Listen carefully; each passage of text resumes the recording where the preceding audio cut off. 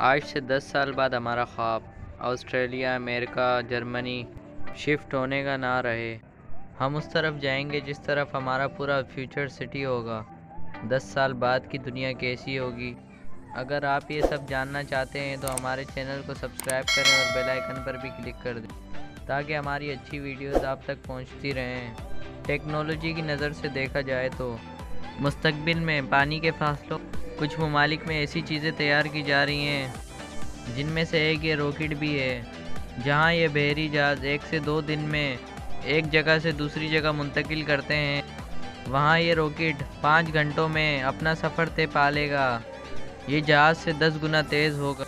इसकी रफ़्तार इतनी तेज़ है कि हम कराची से लाहौर तक 5 मिनट में पहुंच जाएंगे। मसलन हमें चाइना से अमेरिका तक कोई सामान भिजवाना हो तो बहरी जहाज़ के ज़रिए 12 से 15 दिन लग जाएंगे।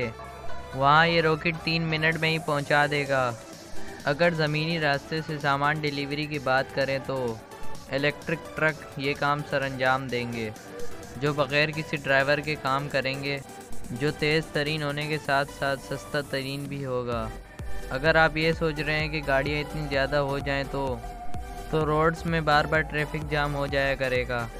इसका हल सबसे पहले फौरी कंप्लेन निकाला है, क्योंकि ड्रोन और फ्लाइंग कार्स एक पैरालॉइस पैदा करेंगी और दूसरा ये सेफ वे नहीं होगा।